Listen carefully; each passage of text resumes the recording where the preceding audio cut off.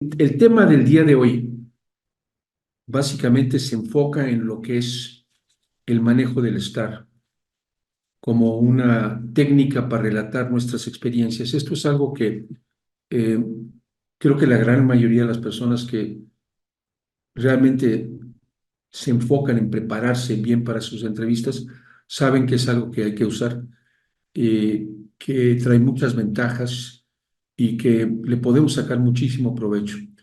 Ahora, quiero partir de la base de que, o sea, todos conocemos qué es el estar. Es cuando hablamos, relatamos una experiencia pasada y hablamos de la situación, hablamos de la tarea, hablamos de las acciones y hablamos de los resultados que en un momento dado tuvimos en esa experiencia en un momento dado. Sin embargo, es importante comprender que esto forma parte de una disciplina más amplia, que es el término, el concepto general o la disciplina de hablar en público. Esta es una partecita de hablar en público y se ve influenciada por varios factores que también impactan el proceso de hablar en público. Entonces, hoy quisiera dar ese marco de referencia porque nos vamos a dar cuenta que hay otra serie de factores que influyen. Algunas de las modalidades que se usan al hablar en público, ¿cuáles son? Puedes en un momento dado hacer una exposición informativa de algo, o sea, te pueden pedir que hagas una presentación que busque informar a un grupo de personas, por ejemplo, a un consejo de administración. Puede ser que te pidan que presentes un discurso persuasivo en el cual quieres convencer a las personas para que logren, acepten ciertas ideas que quieres presentar. Se puede usar para demostrar o para instruir. Una parte importante es la parte ceremonial o protocolar en las organizaciones. Hay debates, hay paneles de discusión, hay entrevistas. Está la parte de narración de experiencias, la parte que tiene que ver con storytelling, que es básicamente lo que vamos a estar hablando hoy. Y tercero, el último es típicamente en presentaciones de venta de productos o servicios. Para en sí, ¿qué es? Pensemos un poquito la estructura. ¿Qué es hablar en público? Es el acto de comunicar información de manera estructurada con el fin de qué? O de informar, o de influir, o de entretener. O sea, como conceptos muy gruesos, pero que en un momento dado nos dan un marco de referencia. El mensaje que nosotros usamos se puede comunicar a través, no se puede, se comunica a través de qué tres canales diferentes. Las palabras que expresas al presentar tu mensaje, tu lenguaje corporal y tu variedad vocal. Y en la imagen que vemos del lado derecho, esta es la teoría que presenta Albert Mehrabian, donde él dice que el impacto que tiene en nuestra comunicación el lenguaje corporal representa, él dice, el 55%, la variedad vocal el 38% y las palabras que seleccionas a usar para transmitir tu mensaje solamente un 7%. Esto quiere decir que obviamente es importantísimo tomar en cuenta cómo impacta nuestro lenguaje corporal y nuestra variedad vocal cuando estamos haciendo una presentación o estamos dando un discurso. O sea, si no lo hacemos, estamos perdiendo una gran parte del impacto. Y esto es donde puedes demostrar tu autoridad, puedes demostrar tu seguridad, le puedes demostrar la confianza que tienes tú mismo. Entonces, son elementos que hay que desarrollar y hay que trabajar en ellos. Ahora, el tema de hablar en público, pues puede variar entre charlas informales, presentaciones o discursos formales. Puede ser en frente de grupos pequeños o grandes, o puede ser que estés dando una presentación ante 1,000 personas, o son reuniones pequeñas en las cuales pueden ser inclusive informales en la casa, reuniones familiares, y pueden ser con o sin apoyos audiovisuales. O sea, la gran gama de opciones que tenemos en un momento dado. Ahora, ¿qué es lo que hay que aprender en cualquier discurso que tenemos que hacer? Hay varias cosas que necesitamos aprender. Estos son los retos. El primero es controlar los nervios de hablar en público. Hoy vamos a hablar un poquito de eso muy brevemente, pero eh, hay muchos estudios muy bien realizados, muy profesionales, y donde llegan a la conclusión de que tres cuartas partes de la población sienten nervios en algún grado al hablar en público. Y es la razón por la cual muchas personas simplemente no lo hacen. A pesar del poder que les puede dar, el impacto que puede ayudarlos a proyectarse y diferenciarse de otras personas, no lo hacen por el temor. Otro punto que es importante, siempre cuando vas a dar un discurso, tienes que partir de cuál es tu objetivo de la comunicación. O sea, cuando vas a preparar algo, el primer punto es qué es lo que quiero lograr, porque eso define cómo estructuras todo tu proceso. O sea, te da los lineamientos en qué es lo que tienes que lograr. Y vamos a hablar un poco de eso también. Hay que aprender a estructurar el discurso, el más común. Vamos a ver, tiene tres partes. Tiene un gancho inicial que capta la atención, después el cuerpo, donde tú entregas la información general y siempre al final viene un cierre.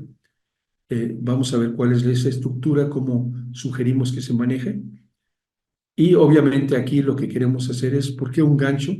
Bueno, lo que quieres es, al principio de una entrevista o de una presentación, necesitas captar la atención. La gente llega dispersa, tiene la mente en otra cosa.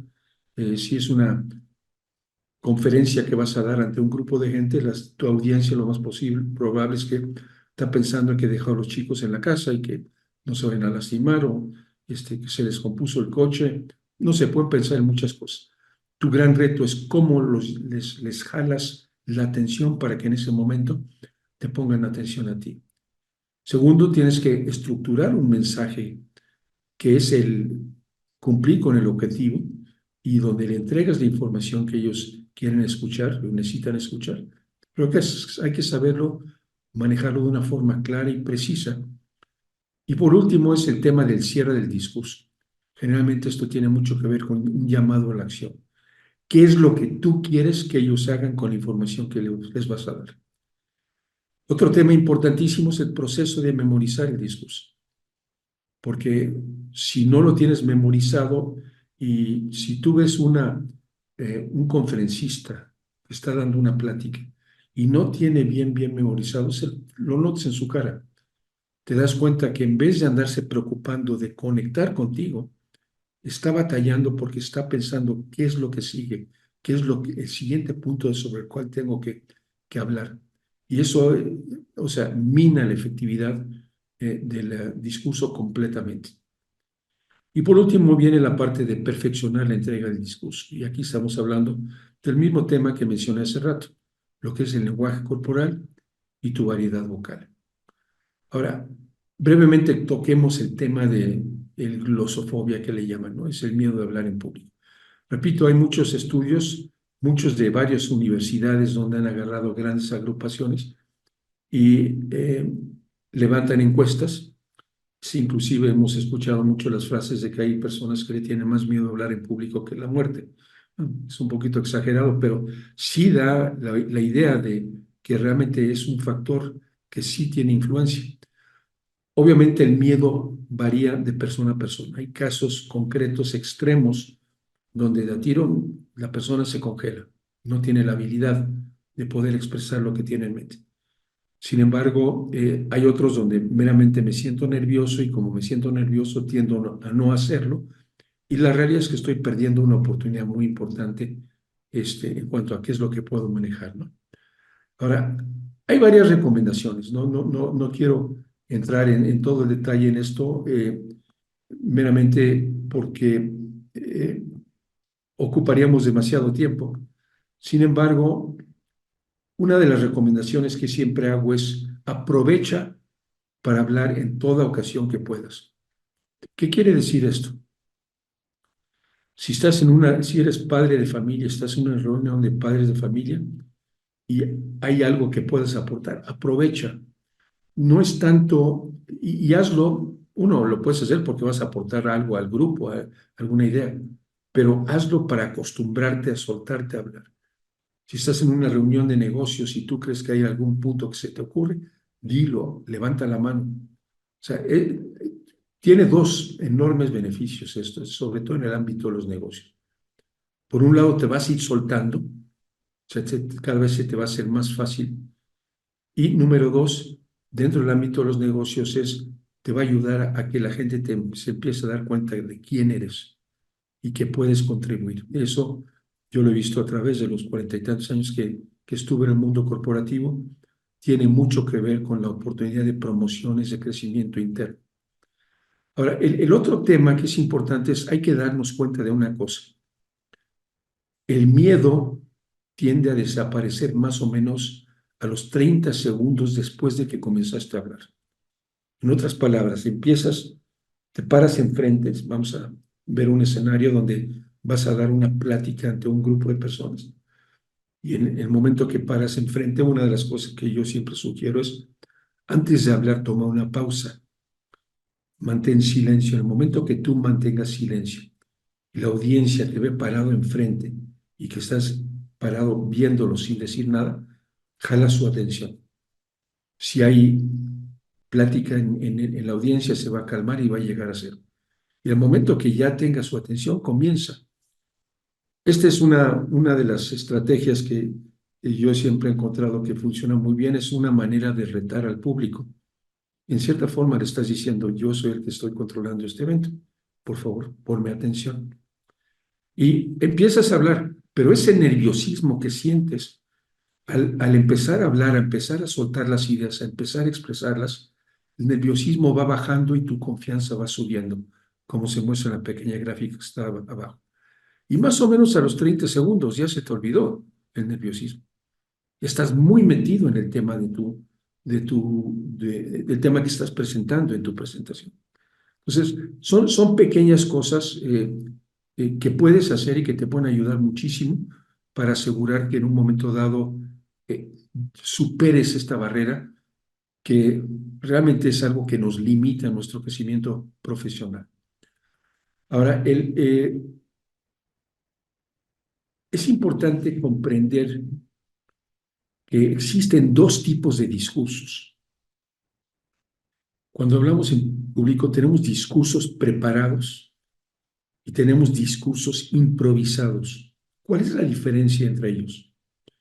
Los discursos preparados es el típico discurso en que estás tú trabajando en una empresa y llega tu jefe y te dice, ¿sabes qué, Pepe? Quiero que hagas una presentación, quiero que hables de tal tema, quiero que logres transmitir o cumplir con el siguiente objetivo. Va a ser en tal lugar, en tal fecha, dispones de tanto tiempo, media hora, por ejemplo, y la audiencia que va a estar presente en esa presentación va a incluir a estas personas. O sea, te está dando los parámetros para que tú puedas preparar un discurso con anticipación. Generalmente te van a avisar con, no sé, 30, 45 días de anticipación para que lo puedas preparar bien. Pero eso es lo que yo llamo los discursos preparados. Tiene mucho que ver con sobre todo en el ámbito de los negocios, es típicamente lo que se planea con anticipación. Sin embargo, ahí le pongo un 10%. ¿Por qué le pongo un 10%? Porque la realidad es que los discursos improvisados, y ahorita vamos a hablar de ellos, representan el 90% de las veces que tú te presentas ante grupos. El discurso improvisado, ¿cuál es? No conoces qué te van a preguntar hasta el momento. O sea, estás en una reunión, entra el director general, o sea, se sienta a un lado, mantiene silencio y al ratito se voltea porque se le ocurre algo y se voltea contigo y te dice, oye, ¿qué pasó con tal situación? ¿Cómo manejaste eso? ¿Cuáles son los impactos que consideras que va a tener esa inversión? Nadie te dijo que te iban a preguntar eso. En ese momento te lo soltaron y en ese momento tienes que saber cómo responder. Y esto es una parte importante eh, que tenemos que desarrollar, porque número uno, lo hacemos con mucha más frecuencia que los discursos preparados, pero cada vez esas oportunidades para hablar de manera improvisada no solo sirven para medir tu conocimiento sobre un tema, pero también sirven para medir tu proactividad versus reactividad. O sea, cuando te pescan en una situación así imprevista, mantienes la calma, o sea, piensas un poquito qué es lo que vas a contestar, estructuras tu respuesta y la presentas, o te ofuscas y en ese momento te pones colorado, te pones nervioso y no sabes qué responder. La imagen que presentas en esos momentos es muy importante en cuanto a lo que estás proyectando y la forma que la gente te va a ver yendo hacia adelante. Perdón. Ahora, con el fin de facilitar la improvisación, hablemos ahorita de los discursos improvisados, se acabaron desarrollando una serie de estructuras que sirven de guía para contestar, estructurando la respuesta en el momento. En otras palabras, pues esto es algo que muchas personas se enfrentan. Entonces, se fue trabajando en ellas y se fueron diseñando diferentes estructuras. ¿Cuáles son? Por ejemplo, una que es la universal, es la que está hasta arriba, dice, se llama ¿qué? ¿Y qué? ¿Y entonces qué? Este es como un círculo y básicamente esto, un círculo que se va girando. Aquí lo que vemos típicamente te preguntan de una situación y lo primero que dices, ¿qué es? Bueno, ¿de qué voy a hablar? Que es lo mismo que tú me acabas de preguntar. Lo único que estoy haciendo lo estoy repitiendo porque voy a ganar tiempo para ordenar mis ideas. Y ese tema, ¿por qué es importante? Y ese sí, el qué. Entonces, ahora haces relevancia. Fíjate que es un muy buen tema que acabas de mencionar. Tiene estas implicaciones. Y lo que estás haciendo es ganar tiempo para ir ordenando tus ideas. Otra estructura muy común es pasado, presente y futuro. Hablas del pasado, hablas del presente y hablas del futuro. Otro es problema, solución, beneficio. Otro es el que vamos a hablar hoy, el estar, donde hablas de la situación, de la tarea, de la acción y del resultado. Hay otra donde puedes hablar de una historia personal, las implicaciones y la moraleja. Y hay otro donde muchas veces te piden tu opinión, y dices, ¿tú opinas qué tal cosa? Y es punto, razón, ejemplo, punto. Punto es, expreso mi opinión, doy la razón por la cual la estoy seleccionando. Tres, presento un ejemplo para clarificar y remato confirmando mi decisión o el punto que quiero expresar, el que he seleccionado. Esto, ¿cómo se aprende? Practicando. Les he mencionado a ustedes, hay clubs, un club muy profesional que se llama Toastmasters. Ellos generalmente, todas sus sesiones sesionan una vez a la semana. Yo pertenecía a esa organización 2 años. Siempre hay la mitad de las sesiones, que duran 2 horas, es para escuchar a eh, miembros del club que han preparado discursos específicos sobre ciertos temas, pero la segunda parte es lo que ellos llaman tópicos de mesa. Y tópicos de mesa es donde precisamente se sueltan temas de este tipo. Ahí pasa una persona enfrente, escoge un tema, por ejemplo, este, lo que sea, pone los temas en una bolsa y los va sacando. Y en ese momento saca el tema, lee el tema y voltea con algún miembro de los que están presentes y le dice, Juan, por favor, pásate y habla sobre ese tema. Juan en ese momento no tiene ni idea de lo que le van a preguntar, pero lo que hace va desarrollando las habilidades de usar estas estructuras y poder contestar en un momento determinado. Generalmente, ¿cómo se clasifican? Lo que pasa es que cuando te piden una opinión o te piden hablar sobre un tópico en particular, puede caer en alguno de estos casos.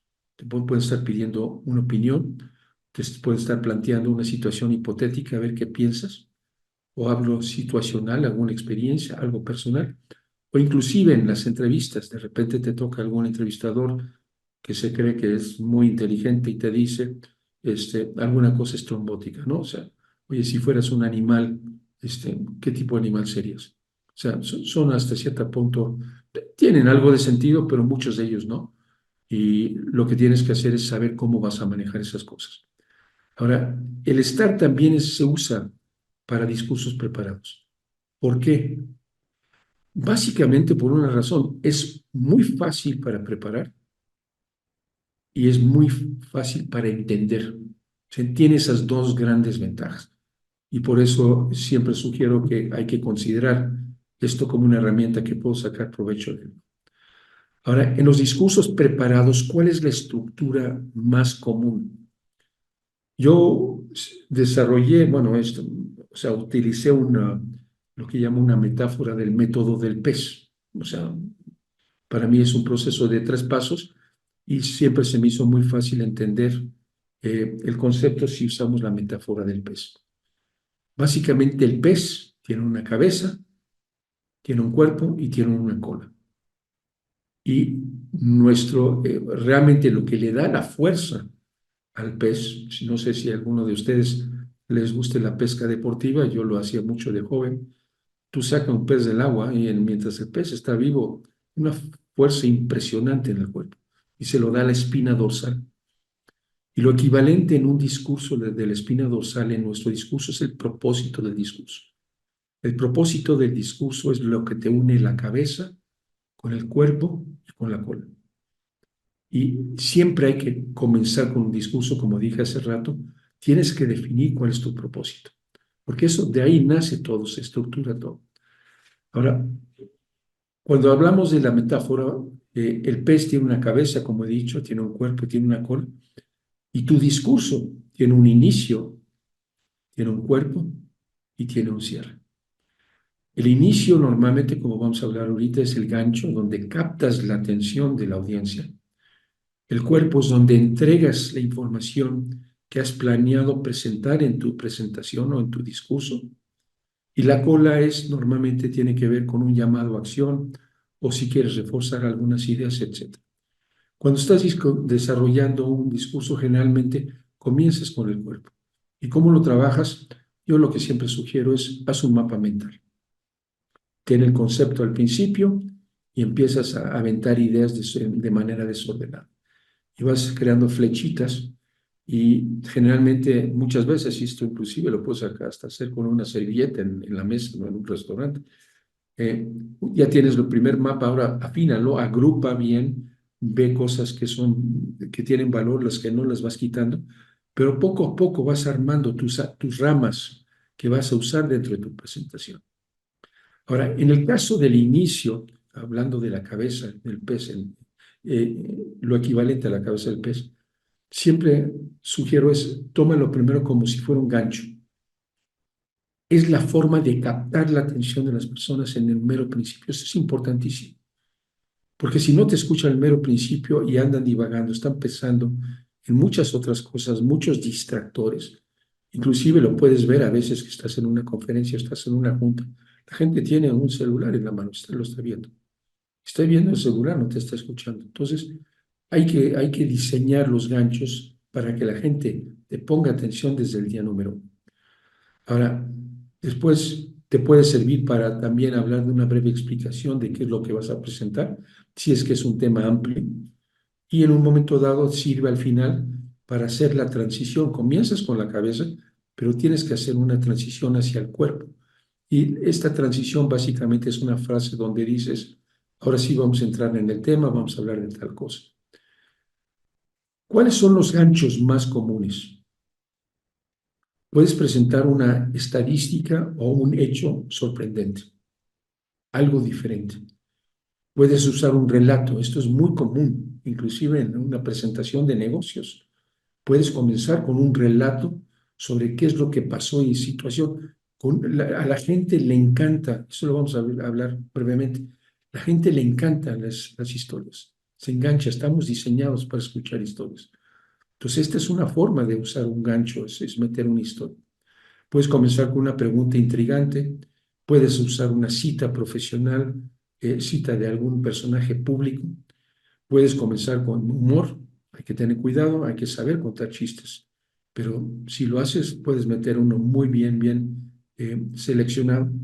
Puedes comenzar con algo impactante a nivel audiovisual o accesorio, puedes comentar con una declaración provocativa, una afirmación, otras, o inclusive puedes hablar de una experiencia personal, con lo cual logras conectar con ellos. El cierre te sirve para reafirmar tus conceptos, puedes verificar si la gente entendió lo que presentaste, puedes reforzar la retención de puntos claves, puedes dejar una buena imagen como orador, o puedes motivarlos a que tomen alguna acción. Es el famoso call to action que llaman en inglés. Esta es la parte que la gente se va a acordar al final. Entonces, tú quieres cerrar tu discurso, tu presentación, para que ya lleven muy claro las cosas que tú quieres que se lleven. Entonces, aprovechas ese momento para reforzar estos puntos. Ahora sí, esta fue una pequeña introducción de hablar en público. Entremos ahora concretamente al uso del STAR. Ahora, ¿por qué usar las historias? ¿Por qué son tan poderosas? Esto es, todos los que han participado en mi taller o escuchado mis otras pláticas saben que le doy mucha importancia a esto. ¿Y por qué le doy mucha importancia? Bueno, quiero, antes de ver esto, quiero poner hablar de una pequeña experiencia que tuve. Los que me conocen saben que yo pasé 10 años como director de recursos humanos de un grupo de empresas. Y lo he contado muchas veces. Es curioso, yo entrevisté a cientos de personas de todos los niveles en esos 10 años. Pero hoy en día me sigo acordando de 5 entrevistas, 5 personas que entrevisté, y me acuerdo de sus historias de vida. Y yo siempre, o sea, me daba cuenta que me acordaba de ellos con mucha facilidad y me preguntaba, bueno, ¿por qué te acuerdas de ellos? Pues hasta que me puse a investigar, o sea, dentro de todo el proceso de empleabilidad que manejo el proyecto, y me topé con esta persona, Uri Hasson. Uri Hasson es la cabeza de la Escuela de Neurociencia en la Universidad de Princeton. Él tiene varios TED Talks en YouTube, los invito a que lo escuchen, muy interesante. Y una de las cosas que él hizo es muchos experimentos. Uno de ellos fue con relación a cómo el cerebro del ser humano procesa la información cuando escucha diferentes frases o cifras o fechas, etcétera, que alguien le dice. Lo que hizo Uri Hasson es se consiguió un par de amigos que eran sus conejillos de indias, los trepó en el aparato este que le llaman imagen de resonancia magnética y les fue dictando información a la persona que estaba acostada dentro del aparato este, mientras este equipo, que es un tipo de rayos X, es otra tecnología, ¿no? Pero sirve de una forma parecida, en vivo puede ver qué es lo que está pasando en el cerebro. Hay una computadora que está conectada a este aparato y como le vas dictando, puedes ver qué partes del cerebro se estimulan y qué partes no. Y de las conclusiones, después de muchos experimentos, fue la siguiente.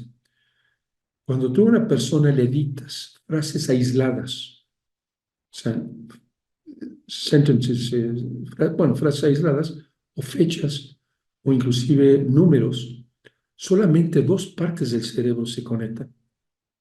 Sin embargo, cuando esa misma información se la presentas en formato de historia, o sea, unes los puntos y le agregas emociones, fíjense lo que pasa con el cerebro. Se prende como si fuera un árbol de Navidad. O sea, muchas otras partes del cerebro conectan y se estimulan en ese momento. Y obviamente, pues esto, primero, es un gran descubrimiento en la forma que nosotros procesamos información, pero a mí en lo particular me explicó perfectamente por qué me acuerdo de esas entrevistas de esas 5 personas. Lo que pasa es que ellos me relataron historias que conectaron emocionalmente conmigo. O sea, fueron tan impactantes que yo me identifiqué con las experiencias que ellos iban relatando. Y en ese momento se creó un enlace de afinidad con esa persona. A los 5 los acabamos contratando, porque obviamente cumplían con los requisitos, etcétera, pero les dio un plus adicional, era algo diferente. Y dentro básicamente del taller que yo manejo, esto lo usamos tanto en el diseño de tu currículum vitae como la forma en que contestas preguntas en las entrevistas. Te dan un factor diferenciador muy, muy importante. Ahora, las conclusiones de Uri Hasson, básicamente, ¿cuáles son? Una buena historia involucra emocionalmente a la audiencia. O sea, y esto lo sabemos. Si tú estás viendo en un momento dado una película que te gusta, aunque estás sentado en el sofá de la casa, en la sala, estás viendo la televisión, al ratito parece que tú participaras en el mismo evento. O sea, el evento te logra jalar, te logra subir arriba. Segundo, las historias quedan grabadas en nuestras memorias, y esto es el caso que yo les menciono. O sea, a mí quedó grabado el tema durante tantos años, después de 17 años que me acuerdo de estos. O sea, imagínense cómo conectó conmigo.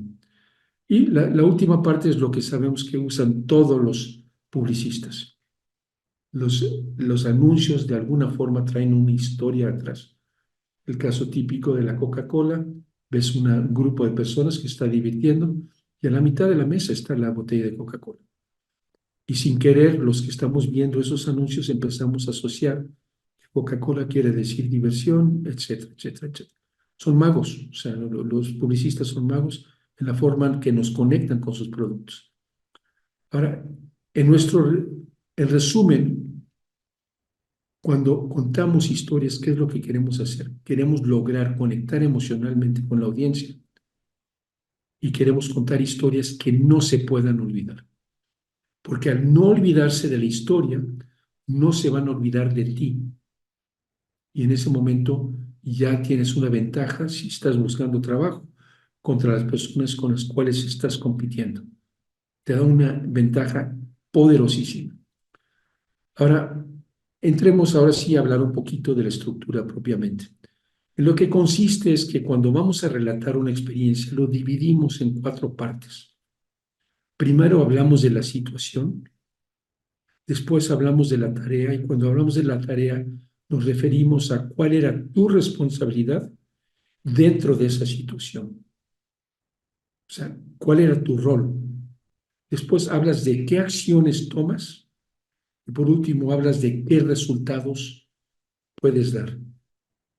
Y al hacerlo de esta manera, la persona se te simplifica a ti preparar el relato, pero a la otra persona lo estás llevando de la mano para que pueda comprender los diferentes elementos de la historia. Ahora, situación, cuenta cuál era la situación original. O sea, pinta el escenario. ¿Quién estaba? ¿Qué estaba pasando? ¿Cuáles eran los problemas? ¿Cuáles eran las oportunidades? ¿Cuáles eran los retos? Ah, caray, ya me platicas eso, entonces ya sé de qué me estás hablando. Ya entiendo en qué momento estoy, qué es lo que, qué es lo que estaba pasando. Después habla de era tu rol en esa situación inicial. Y eso puede tener varias cosas. Si estás hablando de una experiencia que tuviste para fines de explicar, contestar una pregunta, entrevista, puedes decir, bueno, en este caso a mí me asignaron tal o cual responsabilidad. Perdón. O cuando yo entré me di cuenta que había esta problemática y por lo tanto tomé la decisión que iba a atacar estos puntos porque sentía que era lo lógico que tenía que hacer. Pero de alguna forma te asocia a ti el rol tuyo con esa situación. Después hablas de las acciones detalladas. Generalmente en el tema del reclutamiento y selección, esto es lo que muchas veces un reclutador quiere saber. O sea, quiere en un momento dado que le cuentes en el detalle de qué es lo que sabes, cómo lo hiciste, porque ellos parten de la premisa de que si lo hiciste en el pasado, lo vas a poder hacer en el futuro. Entonces, generalmente dentro de la estructura del estar, yo digo, la mitad de tu plática dedícala a desarrollar las acciones y a platica tus acciones. Y por último, los resultados. ¿Qué lograste después de todas esas acciones? Y hay que imaginarlo, hay que irlo viendo cómo se fueron desarrollando los puntos a lo largo de este proceso. Es muy común hoy en día en las entrevistas, sobre todo las entrevistas que están estructuradas sobre competencias laborales, donde cuando ellos quieren conocer si tienes una competencia, no te preguntan, oye, platícame, ¿eres buen líder? Porque tú podrías contestar, no tienes idea, soy buenísimo. Pero la realidad es que no se lleva nada concreto. ¿Qué es lo que hacen en la práctica? En la práctica te preguntan, platícame de alguna experiencia que has tenido en el pasado, en alguno de tus puestos anteriores, en donde el liderazgo que demostraste fue muy importante para que el proyecto tuviera éxito. O sea, lo que te están diciendo es métete la cabeza, identifica una experiencia, nárrame la experiencia para que la pueda entender. Y para eso usas el estar, para narrar esa experiencia. Y lo haces de una forma muy clara, muy fácil de entender. Y obviamente la parte, como digo, resultados es qué pasó al final de todo ese proceso. Ahora, siempre tienes que partir de una base de definir qué tan largo va a ser tu relato. Si es en una presentación, Va a depender del tiempo que te asignen. Si te dan media hora, ya sabes que puedes quizás hablar de 20 minutos sobre tu relato y después complementas con otros temas. En una entrevista de trabajo, generalmente yo lo que recomiendo es trata de armar relatos que duren 2 o 3 minutos. Si te pasas de 4, eh, te puedes pasar de 4 si ves que la persona tiene interés, el que te está escuchando, porque inclusive puede ser que te empiece a aventar más preguntas. Entonces, perfecto, ahondas en el tema, pero ya lo tienes estructurado, ya lo tienes en tu mente. Puedes hablar de manera inteligente sobre el tema. Pero si no es así, si es meramente contestar, trata de concentrarte a 3 minutos. Ahora, una regla general para eso. ¿Por qué estoy diciendo eso? Bueno, porque todos tenemos la tendencia de hablar a una cierta velocidad. Puedo decir que en promedio las personas hablan 140 palabras por minuto. Si vas a dar un discurso de 3 minutos, tienes que preparar un discurso o un texto de más o menos 420 palabras. ¿Cómo sabes cuál es tu velocidad? Es muy fácil. Agárrate un libro, pon un cronómetro, escoge un párrafo, cuenta las palabras y tómate el tiempo que tardas en leer ese párrafo a tu velocidad normal. Y ahí vas a sacar tu tasa. Va a estar cerca de eso. Hay personas que hablan muy rápido, 150, 160, los que hablan muy lento, 120, pero por ahí vas a estar. Pero esto te da una idea de qué tanto le puedes incluir al texto que vas a escribir. Ahora, la sugerencia más práctica que he encontrado es siempre, en vez de escribir un solo texto, escribe 4 textos. Escribe un texto para hablar de la situación, otro separado para hablar de la tarea, otro para hablar de las secciones y otro para hablar de los resultados. ¿Por qué? Porque lo más probable es que tu primer intento de tu relato estar no va a salir bien. Puede ser relativamente bueno, pero lo vas a querer perfeccionar. Y cuando todo está metido junto en un masacote global, es más difícil editar. O sea, si lo tienes separado, puedes decir, bueno, ¿cuál es la parte que quiero editar? La que no quedó claro fue la situación. Perfecto, me concentro en modificar ese párrafo. Pero no tengo que mover todo. Esto es práctica que lo hemos visto, lo he visto yo cientos de veces con las personas que trabajo en este tema. Ahora, el error más común es la gente se pone a divagar. Incluye personas, incluye temas a los cuales el entrevistador no le interesa o tu audiencia no le interesa. Y lo hacemos sin querer. Lo que pasa es que muchas veces queremos darle credibilidad a lo que estamos diciendo y empezamos a justificar. Quizás es un reflejo de mi inseguridad cuando yo me pongo a divagar. No estoy seguro de lo que estoy diciendo y lo tengo que apuntalar, ¿no? Entonces le meto más información de la que necesito. Pero en una entrevista, el que está del otro lado, quizás eso no le va a interesar. Lo único que estás haciendo es perdiendo tiempo, corres el riesgo de que pierdas su atención. Entonces, hay que evitar divagar, hay que enfocarse en lo que la persona necesita saber. Y ese debe ser tu guía a la hora de preparar esto. Bien, una vez que tienes el texto, hablemos de las 420 palabras, yo siempre lo que digo es, lo tienes que pasar a través de filtros. Y los filtros van a asegurar de que el relato tenga el impacto que tú estás buscando. ¿Cuál es el primer filtro? Checa el lenguaje que has usado. ¿Estás metiendo lenguaje técnico? Evita el lenguaje técnico. Usa el lenguaje lo más sencillo posible. Esta es una de las partes que las personas no le ponen suficiente atención, pero impacta la calidad de sus presentaciones. Y voy a dar un ejemplo. Puede ser que yo sea una persona que estoy especializada en mi tema, puede ser capacitación, puede ser desarrollo, liderazgo, lo que tú quieras, pero estoy acostumbrado a manejar programas de formación donde uso lenguaje muy estructurado, como lo presento sin querer, porque así es como tengo mi mente organizado en la forma en que estructuro mis manuales o mis presentaciones. Sin embargo, si usara lenguaje sencillo, me daría cuenta que conectaría mejor con el que me está escuchando. Y eso, en el fondo, esa es la clave del proceso. Lo que estoy buscando es crear afinidad con el que me está escuchando. Necesito conectar emocionalmente. Y eso, el lenguaje sencillo me ayuda. Muchas de las historias, inclusive que las pueden ver dentro de LinkedIn, de repente alguien presenta un post, hace relata una pequeña experiencia, conectan precisamente porque ese lenguaje es muy sencillo y es el con el cual nos sentimos cómodos. Quitamos la formalidad. El segundo filtro que lo pasamos es el balance.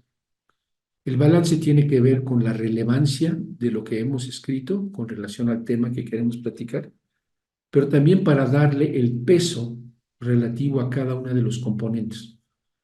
De las 400 o 450 palabras que acabas de escribir, o vas a escribir más bien, ¿cuántos le vas a dedicar a describir la situación? ¿Cuántas a la tarea? ¿Cuántas en un momento dado a las acciones y cuántas a los resultados? La regla de dedo que yo te sugiero es dedícale el 50% del texto a las acciones, porque es lo que más le va a interesar a un entrevistado. Y el resto divídelo entre la situación, la tarea y los resultados. Con eso logras el balance.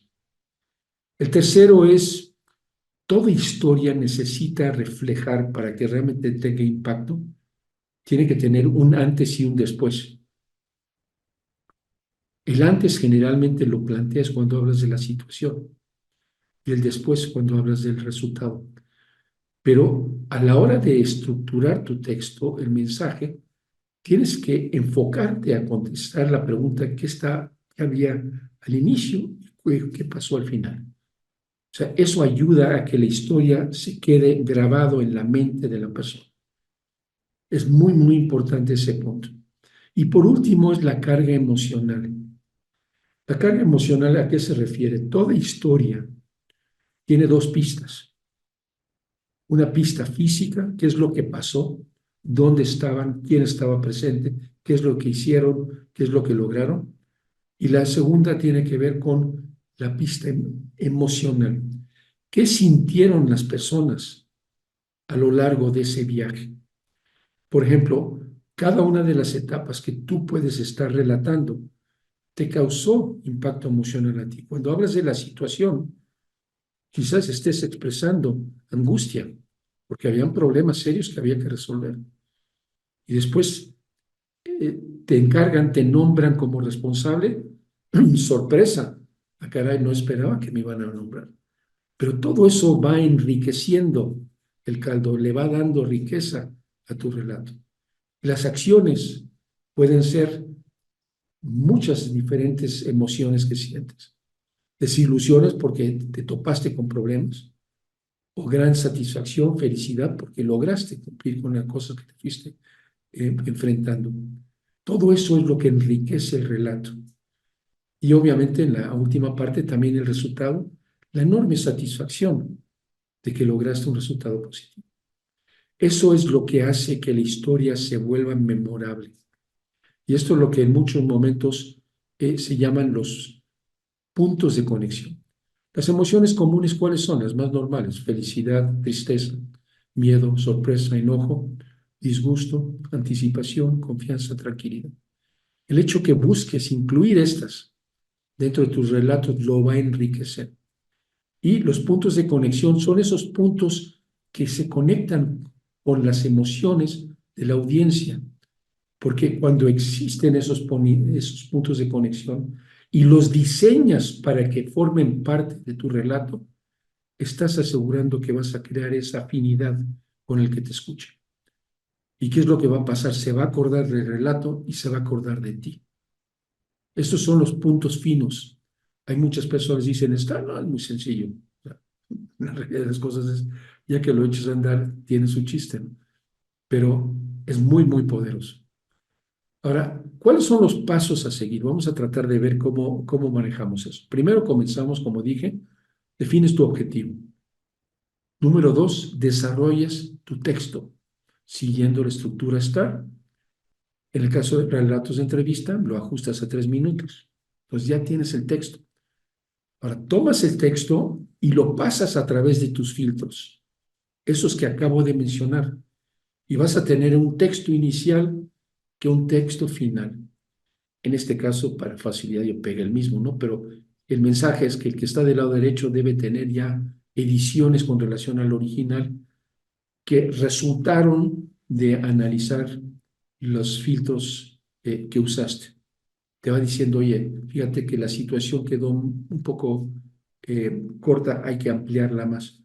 Y esto cuando, por ejemplo, yo lo manejo en los talleres, lo que hago es la gente me manda su texto y le digo, creo que esto está de sobra y esto, creo que esto lo puedes reforzar y va a tener mayor impacto. Eso es lo que haces con esos filtros. Entonces ya tienes otro texto. Perfecto. Ahora, crea una lista de puntos claves que representan las ideas principales.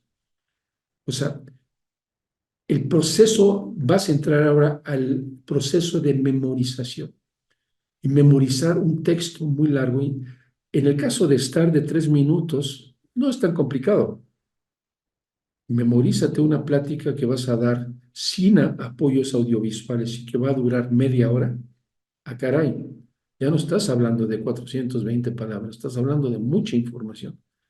Entonces, ahora necesitas ver cómo vas a grabar esa información en tu mente para que en el momento que tú estás presentando tu discurso, tu ponencia, tu presentación, no tengas que andar desgastando energía en qué es lo que sigue. Oye, ¿cuál era el otro punto que iba a mencionar? O sea, si haces eso, pierde muchísima la efectividad con la cual tú lo presentas. Entonces, la forma de memorizar es convierte ese texto grandote en los puntos claves que representan las ideas principales sobre las cuales vas a hablar.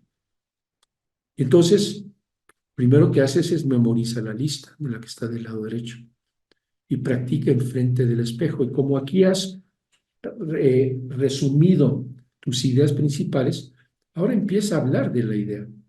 Y puede ser que en ese momento, si el texto original lo leíste 20 veces, por decirlo así, solo escribiste, lo practicaste enfrente del espejo 20 veces, ya la información empezó a incurrir en tu cerebro, ya está por ahí la información. Ahora lo que empiezas a hacer es, vas a obligar a tu cerebro a que ordene las partes que van a soportar cada uno de estos puntos. Y lo que siempre he encontrado cuando haces esto, sobre todo si estás dando un discurso largo, es posible que el texto final que acabes memorizando sea diferente al original, no importa. Lo que quieres es lo que quieres tener bien claro, porque como nos vamos a dar cuenta, al final, la parte más importante del proceso tiene que ver con la variedad vocal y tu lenguaje corporal. Eso es lo que le va a dar el punch a tu presentación. Entonces, practicas con esta lista. Una vez que ya te sientes cómodo, lo grabas. ¿En qué lo grabas? Lo grabas en tu celular. El celular en un momento dado es una herramienta, y contemos con estas herramientas hoy en día es maravilloso, porque ahí captas todo. Te captas el mensaje, la claridad, vas viendo la expresión facial que vas expresando. O sea, realmente estás hablando con convicción o la expresión facial demuestra dudas, inseguridad. O sea, te dice muchísimo. Por eso lo grabamos. Y después, cuando ya lo tienes grabado, sí, por ejemplo, cuando trabajas conmigo en una situación de este tipo, vamos a analizar ahora sí juntos esa grabación y vamos a evaluar tu lenguaje corporal y tu variedad vocal. Y cuando haces eso, en ese momento decides enriquecerlo.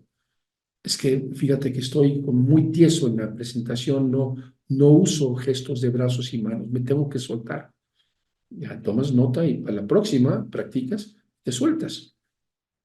Otro típico, variedad vocal. El error más común que la gente comete cuando está haciendo una presentación es habla muy bajito. A mí me pasó. Cuando yo estaba trabajando como alumno en Toastmasters, al mero principio, daba mis discursos y una de las cosas que manejan los Toastmasters, que es muy bueno, es que cada discurso tiene una evaluación al final. Hay una persona asignada para escuchar lo que presentaste y darte retroalimentación. En mi caso me decían, Michael, hablas muy bajo. Y otra vez, para la próxima vez, presentaba un discurso, yo le subía el volumen y al final me decían, Mike, hablas muy bajo. Dijo, no es posible. A la cuarta, una amiga me grabó con su celular mientras yo daba el discurso. Me enseñó la grabación y dije, ya entendí lo que me están diciendo. O sea, no era aumentar el 5 el 10%, ahora tenía que aumentar el 50%. Y a la siguiente hablé con mucho más, un volumen mucho más fuerte, más impactante, y la diferencia fue muy, muy notable. Y ahí me dijeron, ahora sí, ya le logras, ya le entendiste. Pero eso es lo que te da la ventaja de grabar tus grabaciones, tus discursos. Y por supuesto, practica, practica, practica hasta que el resultado final te satisfaga. Ahora, creo una lista de puntos claves. Hablemos un poquito. Nos estamos yendo de un texto grande. En el caso de un relato para entrevista, o sea, por ejemplo, en la entrevista te puedo decir, platícame cuál es tu logro más importante. O sea, te están diciendo, háblame de una experiencia tuya en el pasado. Y de entrada, ahí tú ya tienes 4 puntos. ¿Cuáles son? Situación, tarea, acciones y resultados. Ahora, como hemos dicho, las acciones es donde quizás le vas a meter más tiempo. Entonces, quizás esa lista de 4 se convierte en 8. Uno habla de la situación, qué, cuándo, dónde y quién, qué es lo que estaba pasando. La tarea, recibió un encargo concreto. A mí me encargaron que yo hiciera tal o cual cosa. Después, habla de las acciones y las divido en 5 partes. Así es como lo acabé estructurando. Y final, el resultado, hablo del antes y el después. Este es los puntos que voy a usar, mis ideas principales que voy a usar de guía en un momento dado. Y que es lo que en un momento dado me va a facilitar. Ahora, el proceso de memorizar el texto y los puntos claves es, esto es importante porque es lo que yo he visto que funciona. Primero, lee el texto completo varias veces. Ahora, ponlo a un lado y ahora trabaja con la lista de puntos. Y lo primero que vamos a hacer es memorizar la lista de puntos. Y una vez que tengo la lista de puntos memorizado, ahora me pongo a practicar el discurso. Pero quiero memorizar esto, entonces lo que hago es, eh, obviamente esto me va a ayudar a ir reconstruyendo el texto de memoria. Pero comienzo con el punto 1 y cuando siento que lo tengo dominado, ahora voy con el 1 y el 2. O sea, vuelvo a repetir el 1. Lo que estoy haciendo es esa repetición, es trabajo, sí, ocupa tiempo, sí, pero va asegurando que la información quede grabada en mi mente. Después sigo y repito el 1, el 2 y el 3. Y así lo voy haciendo hasta que lo tengo perfectamente completo. Ahora, ¿qué pasa cuando vas a dar un discurso? Ya no estamos hablando de entrevista, estamos hablando de una presentación. Te piden que te pares enfrente de un consejo de administración y tienes que presentar un proyecto, una cosa de ese tipo. Y básicamente te dicen, dispones de media hora, 30 minutos. Entonces ya estás hablando de muchos más puntos. Aquí una observación que ya hice. El proceso de memorización, enfócate en ideas, no conceptos, no en palabras. Es muy probable que el conjunto de palabras que acá hayas acabado memorizando sea diferente al original, no importa. Lo que sí es, perdón, esto es importante que no mencioné, evita memorizar palabra por palabra. Me ha tocado ver muchos discursos donde las personas se lo memorizaron por palabra, se les olvida una palabra y se descarrila todo su presentación, porque ya no tienen de qué engancharse, porque la palabra que servía de gancho para saber que iba a seguir en el discurso se les olvidó. Esto es muy peligroso. Hay personas que son extraordinarias en hacer esto. Yo creo que es muy peligroso. Para mí es más la flexibilidad, la seguridad de poder desarrollar los temas y manejas ideas es mucho más importante. Ahora, como he dicho, graba el rato en el celular, revisa la grabación de tu lenguaje corporal. Aquí lo que es importantísimo es entender la cámara no miente. Ahí te das cuenta. Inclusive, ya que tienes grabado, no necesitas ser experto en oratoria para evaluar o un evaluador profesional para saber si funciona o no. consíguete gente de tu confianza. Oye, di esta plática, ¿cómo lo ves? Ah, caray, te veo un poquito inseguro, te veo esto, te veo lo otro. O sea, si te tienen confianza y te aprecian, te van a dar una retroalimentación objetiva. En el taller, esto lo hacemos tú y yo. Tú tomas el taller conmigo, yo básicamente reviso y te voy a dar retroalimentación. Pero me voy a enfocar mucho en tu lenguaje corporal y tu variedad. Ahora, ¿qué pasa si, regresando al tema que comencé y me salté ahorita, fue, ¿qué pasa si tienes un tema muy largo? Cómo lo memorizas? Yo ahí sí lo que te sugiero es que utilices una técnica de memorización y existen muchas técnicas de memorización. Les voy a dar un ejemplo, el que yo uso o he usado si tengo que dar una presentación larga. Se conoce como el Palacio de la Memoria. El reto, cuando tú tienes que recordar algo, es saber tener algo que te ayude a marcar la secuencia de los puntos que vas mencionando. Y segundo, cómo los puntos que vas mencionando los puedes memorizar para que no se te olviden. Y para esto sirve esta metodología. Por ejemplo, el punto inicial es tienes que definir un viaje que inicialmente no tiene nada que ver con el tema que estás hablando. Por ejemplo, esta es la distribución de la casa de Cuernavaca, cuando vivía allá. Básicamente, tú entras en esta parte central aquí del lado derecho, llegas de la cochera por acá y entras y lo primero que llegas es al comedor. Ese es el cuarto número 1. Y entonces yo voy a usar el cuarto número 1 para guardar información ahí que me va a servir a mí para recordar. Pero lo pongo en el primer lugar porque quiero que lo guarde en el número 1. Y si yo me fijo la regla al usar este mapa, que todo mi avance va a ser siempre a la izquierda, quiere decir que a la izquierda del comedor me va a llevar a la sala. Y este es el cuarto número 2 y aquí voy a depositar información. Ahorita van a entender un poquito más fácil cómo se ve. Y después sigo a la izquierda y me voy a la cuarto número 3 que es una oficina abierta que tenía. Y después sigo a la izquierda y me voy a la cocina. Y después me paso a la lavandería. Y después me paso al taller de costura de mi mujer, que básicamente le gusta la costura y esas cosas. Y de ahí salgo y entro a la recámara principal y llego primero al vestidor, después al baño, después propiamente a la recámara. Y saliendo de la recámara, entro ya al baño de visitas.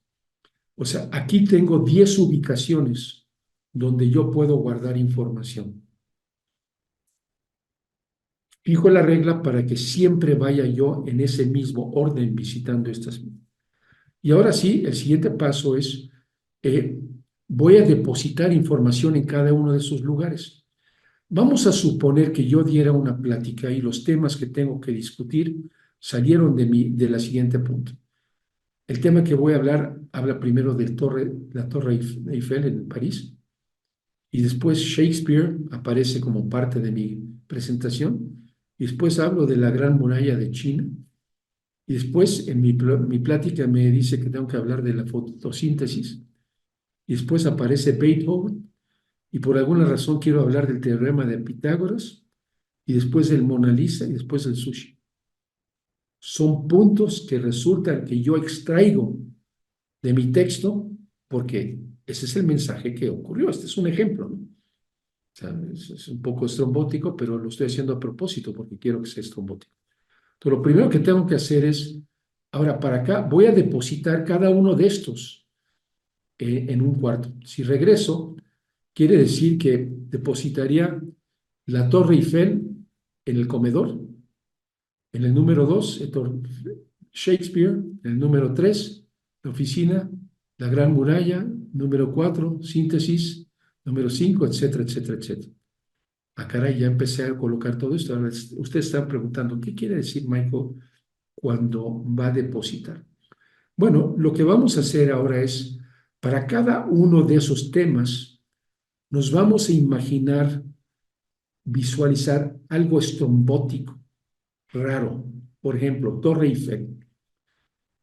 Cuando pienso en Torre Eiffel, voy a imaginarme una Torre Eiffel que tiene piernas, que está corriendo por un campo de girasoles y que trae una boina encima. Ese man que se está volviendo loco. No, lo que quiero hacer es, quiero crear una imagen que sea tan estrombótica, que sea tan extraña, que me sea imposible olvidarme de ella. La imagen la tengo aquí abajo. Hoy en día tenemos la inteligencia artificial. Le preguntas a la inteligencia artificial, imagen, o sea, créame la imagen y te la crean. Ahí está la Torre Eiffel, está corriendo, está en un campo de girasoles y tiene la boina encima. Entonces, ¿qué es lo que voy a hacer? Regreso y encima del comedor me voy a imaginar la Torre Eiffel corriendo a lo largo de la mesa del comedor. Ah, caray. Y ya asocié la idea con una ubicación y la ubicación es la número 1. Me voy con la que sigue. Shakespeare. La idea que se ocurre en ese momento es, imagina Shakespeare surfeando sobre una pluma gigante, sobre olas de libras, llevando gafas de sol. Bueno, la expresión de la inteligencia artificial no logró meter los libros, pero ya por lo menos veo un Shakespeare que está encima de una.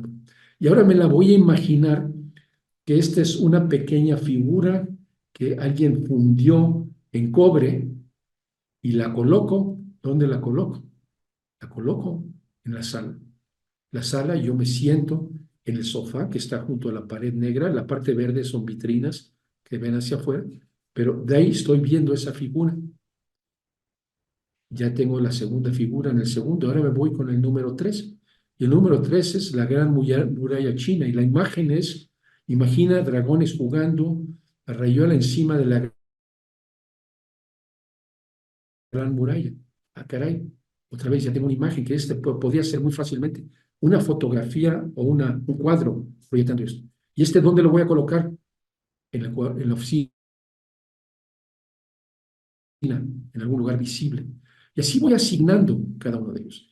La fotosíntesis, ¿qué se me ocurre?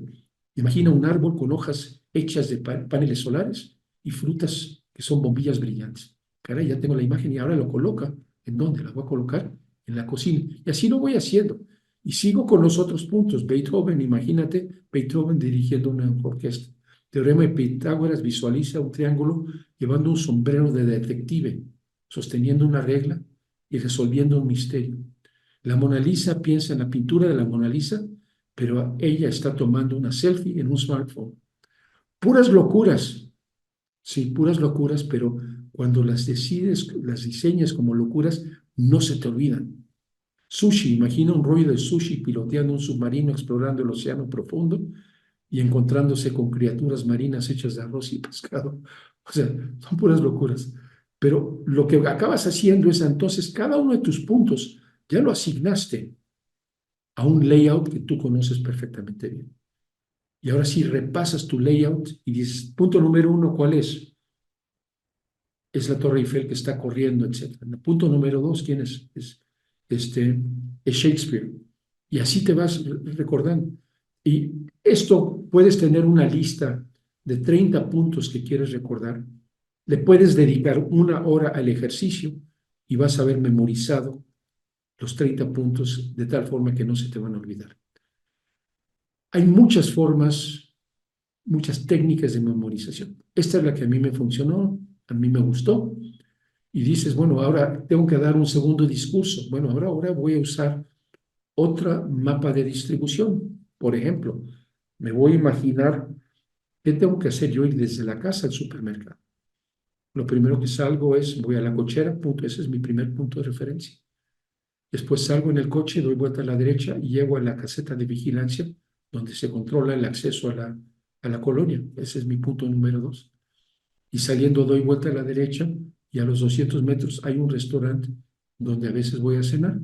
Punto número 3, los vas grabando, te vas grabando tu orden. Y ese layout que seleccionas, lo único que sirve es para colocar ahí las cosas que quieres acordar, pero te las va a presentar en un orden que no te vas a equivocar. No vas a meter el punto 5 antes del punto 4. Cada quien tiene que encontrar la forma de poder memorizar. Para cada imagen se debe de convertir en un objeto físico que se coloque en un lugar específico del cuarto y se fija a su lugar de una manera precisa. Voy a regresar, vamos a suponer que en el cuarto 2 voy a poner la imagen de Shakespeare. Pues puede ser que enfrente del sofá, en este caso, había una columna.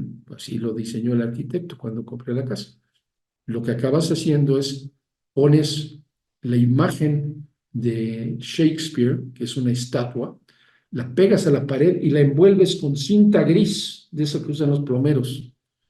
Otra vez, una locura, pero es una locura que no se te va a olvidar.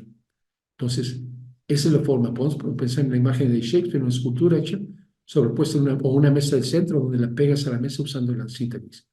Mientras más exageradas las imágenes y sus métodos de sujeción, es mejor y más fácil recordar. Bien, ¿cuál es la importancia del uso de STAR en nuestras presentaciones? Primero, es relativamente fácil de preparar, o sea, ya estoy regresando a la estructura general. Es fácil de comprender. Ahora te da la oportunidad de diferenciarte de tus competidores.